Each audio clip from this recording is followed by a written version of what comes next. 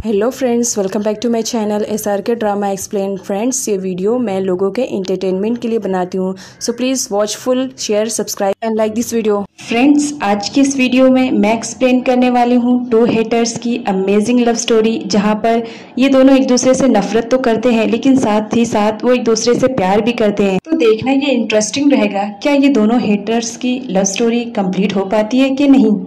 इस पार्ट में दिखाया जाता है कि मुक को तो सब मालूम रहता है कि ये दोनों नाटक कर रहे हैं, तो वो लैन को जेलस फील कराने के लिए रुथ के पास जाती है और उससे चिपक चिपक कर बातें करती है, जिस पर लैन को बहुत ज़्यादा गुस्सा होता है। वो बोलता है, तुम इसी के साथ ही क्यों नहीं रह जाती हो, तुम मेरे पीछे क्यों आती हो। जिस पे मुक बोलती है, ठीक है, अब से मैं रुथ के पास ही रहूँगी। उसके बाद लैन वहाँ से चला जाता है। रात होती है। दिखाया जाता है कि लैन अपना काम करते रहता है लैपटॉप पे। तभी उसे मुक की बात याद आती है कि वो अब रुथ के पास रहेगी, तो वो अपने कमरे में जाता है और देखता है तो वहाँ पर तो मुक फ्रेश होती रहती है। उसके बाद वो आकर फ़ौरन लैपटॉप पे बैठ जाता है, क्योंकि मुक आती हुई उसे नज़र आ जाती है। तो मुक को रोकता है, बोलता है, तुम ऐसे ड्रेस में कहाँ पर जा रही हो, क्योंकि इस वक्त मुक ने एक बहुत ही हॉट ड्रेस पहना था जो कि नाइटी ड्रेस था।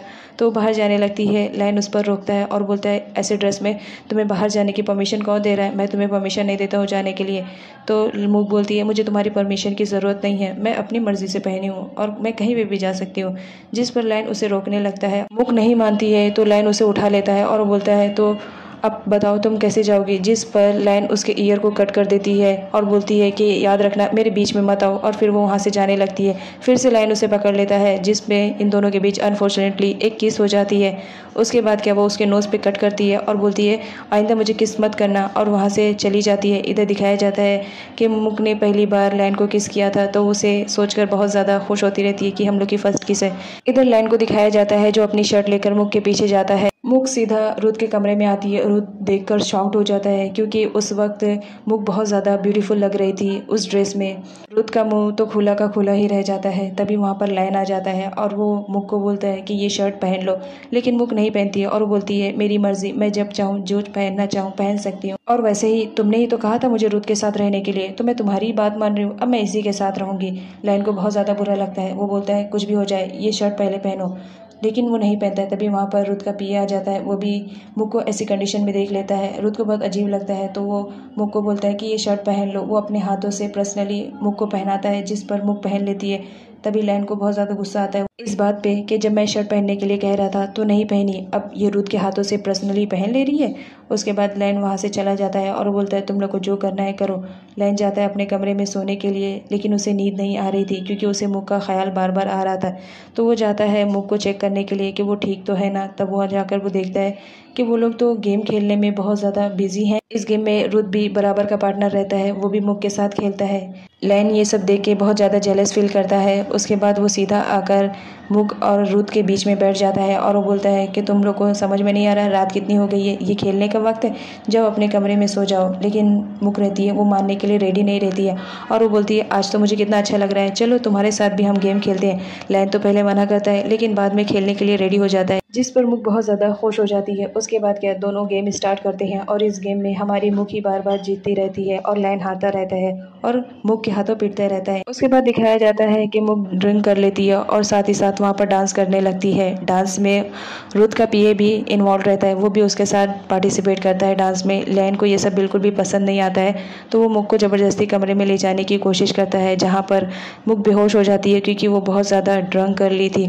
मुक जो कि बेहोश हो जाती है, लेकिन फिर भी वो बेहोशी की हालत में बोलती है कि मैं तुम्हारे साथ नहीं जाऊँगी। तो रुथ बोलता है, कोई बात नहीं, अगर वो तुम्हारे साथ नहीं जाना चाहती है तो मैं उसे कमरे में लेकर चला जाता हूँ।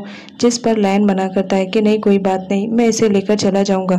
फिर वो उसे अपनी गोद में उठाकर और उसके कमरे में लेकर जाता है, जहाँ पर पैर फिसलने की वजह से वो खुद उसको लेकर बेड पे गिर जाता है। यहाँ पे दोनों के बीच बस किसी होने वाली होती है। तभी वहाँ पर रुथ आ जाता है और बोलता है, तुम्हें अपना प्रॉमिस याद है ना, तुम इसके प्यार में नहीं पड़ने वाले हो, क्योंकि तुम इससे नफरत करते हो। उसके बाद क्या, सारे लोग सोते हैं।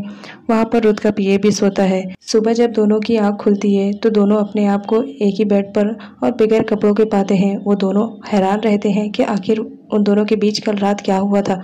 वो दोनों याद करने की कोशिश करते हैं, लेकिन उन लोग को याद नहीं आता है कि एक्चुअल में हुआ क्या था। दोनों चादर लेकर खींचते ही रहते हैं, तभी वहाँ पर पिट और मुक दोनों आ जाते हैं। वहाँ उसका पीए सोया रहता है, वो भी उठ जाता है और वो लोग शॉक्ड रहते हैं कि आखिर इन दोनों के बीच क्या हुआ कल रात को, और ये दोनों के कपड़े भी निकले हुए हैं। दोनों को समझ में नहीं आता है कि एक्चुअल में कल रात हुआ क्या है। फिर दोनों बैठे रहते हैं, आपस में बात करते रहते हैं और याद करने की कोशिश करते हैं कि एक्चुअल में कल रात हुआ क्या था, बट वो दोनों को याद नहीं आता है। इधर दिखाया जाता है मुक को, जो उन लोग पर हंसती रहती है और याद करती है कि कल रात जब उसकी आंख खुली थी तो उसने शरारत करने के लिए उन दोनों के कपड़े को निकाल देती है, ताकि वो दोनों को समझ में आए जो लोग नाटक कर रहे हैं गे बनने का। उसके बाद सीन पिट पर आता है, जो कि काम करती रहती है ऑफिस में। तभी अचानक से उसके नाक से ब्लडिंग शुरू हो जाती है। वहाँ पर उसका पीए रहता है रुद का, वो आता है, उसकी हेल्प करता है। तभी ऑफिस में रुद भी आ जाता है। वो देखता है कि पिट के नाक से ब्लीडिंग हो रही है, तो वो फटाफट जाता है, उसकी केयरिंग करता है और उसके ब्लड रुकने तक का वहीं पर रहता है। वो बोलता है तुम थोड़ा सा पेशेंट रखो, अभी ये ब्लड रुक जाएगा। उसके बाद जब पिट की ब्लीडिंग रुक जाती है तो वहाँ से रुद चला जाता है, लेकिन पिट को उसकी केयरिंग बहुत ज़्यादा अच्छी लगती है। उसके बाद दिखाया जाता है रुद को, जो कि एक जगह बैठा रहता है। यहाँ पर रुद अपने पास्ट के बारे में सोचता है कि जब एक दिन वो किचन में अपनी मॉम से खाना लेने के लिए गया था, तभी उसकी मॉम के नाक से ब्लीडिंग होनी शुरू हो गई थी और ब्लीडिंग की वजह से उसकी मॉम की डेथ हो जाती है। वो अपनी मॉम को बहुत ज़्यादा उठाता है, क्योंकि वो उस वक्त छोटा बच्चा था। उसकी मॉम नहीं उठती है क्योंकि वो मर चुकी होती है। उसके बाद प्रेजेंट में दिखाया जाता है रुद पिट के पास जाता है और उसकी तबीयत का पूछता है, जहाँ पर पिट बोलती है कि अब पहले से बेटर है और उसने ऑफिस का काम भी फिनिश कर दिया था, इस वजह से वो अब घर जाना चाहती थी। लैन और मुक को दिखाया जाता है, वो दोनों अपनी कंपनी की तरफ से एक फैक्ट्री में जाते हैं। जहाँ मुक को कुछ गलत लगता है, वो ऊपर देखती है तो लैन पर वो बॉक्स गिरने वाला रहता है, तो वो फटाफट जाती है और लैन को बचा लेती है। लैन तो बच जाता है, लेकिन यहाँ पर मुक के हाथ में चोट लग जाती है और पैर में भी, जिसकी वजह से वो चल नहीं पाती है। तो यहाँ पर लैन केयरिंग दिखाते हुए मुक को हॉस्पिटल ले जाता है। मुक चल नहीं पाती है, तो इसलिए वो उसे अपने कंधे पे ले लेता है और बोलता है तुम फिक्र मत करो, मैं तुम्हें लेकर चलूँगा। यहाँ पर मुक को पास में सोचते हुए दिखाया जाता है कि मुक ने भी कुछ ऐसा ही लैन के लिए किया था। जब लैन की तबीयत एक दिन ख़राब हो जाती है, वो चल नहीं पाता है क्योंकि उसके पैर में चोट लगी होती है, तो मुक उसे अपने कंधे पर लेकर जाती है हॉस्पिटल के लिए। यहाँ पर मुक बहुत ज़्यादा खुश रहती है क्योंकि लैन उसकी केयरिंग कर रहा था, उसे बहुत अच्छा फील हो रहा था। इधर ये बात लैन के पेरेंट्स को भी पता चल जाती है कि मुक के ऊपर बॉक्स गिर गया है। वो लोग ना चाहते हुए भी फ़ौरन मुक के घर आते हैं और उससे उसकी तबीयत का पूछते हैं। जहाँ पर दिखाया जाता है मुक बताती है कि आप लोग टेंशन मत लीजिए, मैं अब ठीक हूँ। तभी लैन बोलता है हाँ मेरी वजह से, क्योंकि मैंने इसे हॉस्पिटल सही टाइम पर लेकर गया। उसकी मॉम बोलती है तुम चुप रहो, तुम है ना कुछ ज़्यादा एडवांस बढ़ते हो। मुक को चोट लगी है, ये बात पिट को रुद के थ्रू पता चल जाता है उसकी कंपनी में। वो बहुत ज़्यादा परेशान हो जाती है और वहाँ से सीधा अपनी बहन मुक के पास आती है और उससे उसका हाल पूछती है। जहाँ पर मुक बताती है कि परेशान होने की ज़रूरत नहीं है, मैं अब पहले से बेटर हूँ। पिट बोलती है थैंक गॉड आप ठीक हो, मैं बहुत ज़्यादा परेशान हो गई थी, और उसे हक कर लेती है। इधर दिखाया जाता है कि मुक अपनी चोट पर मलहम लगाने की कोशिश करती है, लेकिन वो पीछे की साइड रहता है, इस वजह से वो नहीं लगा पाती है। तभी वहाँ पर लैन आ जाता है और वो उसकी हेल्प करता है मेडिसिन अप्लाई करने में।